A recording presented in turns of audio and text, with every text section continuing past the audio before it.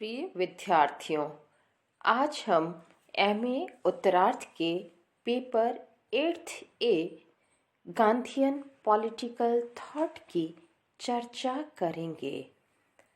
आज का हमारा अध्ययन का विषय रहेगा गांधी जी की अहिंसा एवं सत्य की अवधारणा।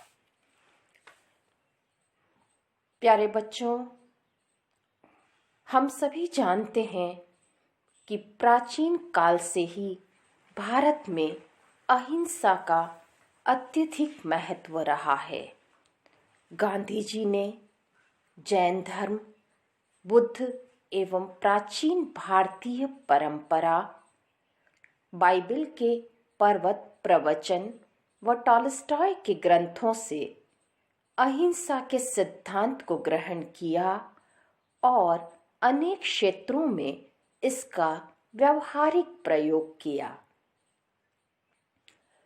अहिंसा का शाब्दिक अर्थ है हिंसा या हत्या न करना। हिंसा के मूल में स्वार्थ, क्रोध या विद्वेष की भावना होती है।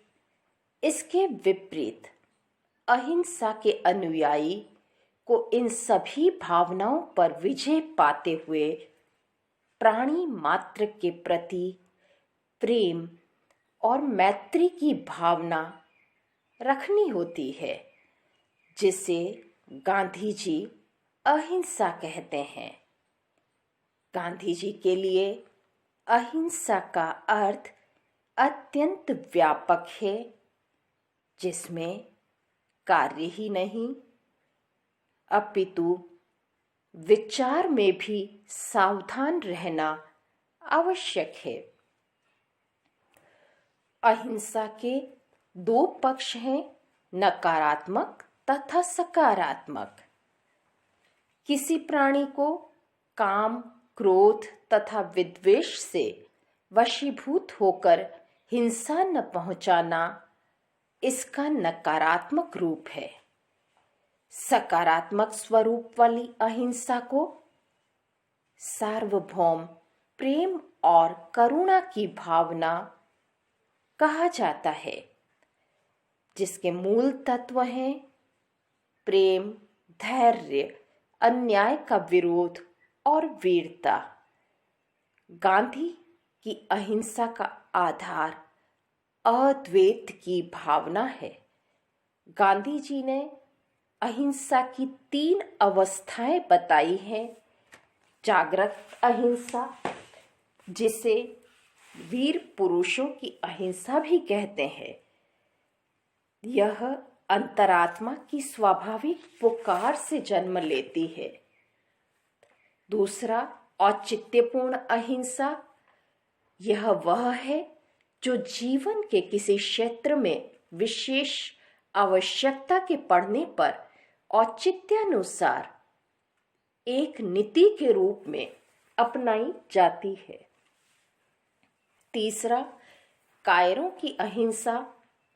कई बार डरपोक व कायर लोग भी अहिंसा का दंभ भरते हैं, जिसे गांधी निष्क्रिय हिंसा मानते हैं और इसके पक्ष में वे कभी नहीं थे। बच्चों, गांधी जी ने अहिंसा की श्रेष्ठता का प्रतिपादन किया, क्योंकि यह आत्मिक शक्ति है। अहिंसा का आत्मबल शत्रु पर अप्रत्यक्ष रूप से प्रभाव डालता है। उनका मानना है कि अहिंसा और प्रेम कुछ समय के लिए विफल हो सकते हैं, किंतु अंतिम सफलता निश्चित है। गांधी जी ने अहिंसा की विस्तृत विवेचना करते हुए कहा कि अहिंसा खान-पान या किसी जीव का प्राण न लेना से भी विस्तृत है। एक मांसाहारी व्यक्ति भी अहिंसक हो सकता है यदि वह ईमानदार है, किसी को धोखा नहीं देता, यही नहीं, गांधी जी ने अहिंसा को व्यक्तिगत और पारिवारिक क्षेत्र की संकीर्ण परिधि से निकालकर इसे सामाजिक और राजनीतिक क्षेत्रों में सभी प्रकार के अन्यायों का प्रतिकार करने का शस्त्र बनाया।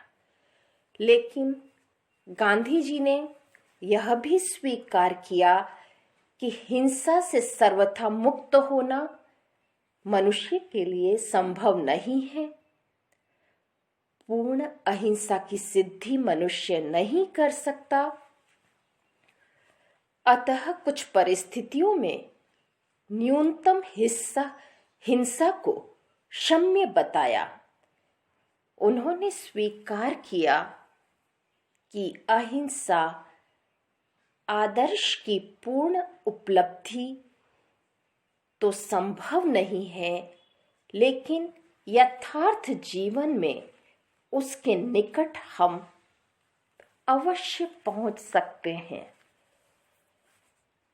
इसी तरह प्यारे बच्चों, हम गांधी जी की सत्य की अवधारणा की भी चर्चा करेंगे। गांधी जी के अनुसार सत्य ही ईश्वर है। वे मानते हैं कि सत्य सत शब्द से निकला है, जिसका अर्थ है अस्तित्व या होना, टू एग्जिस्ट।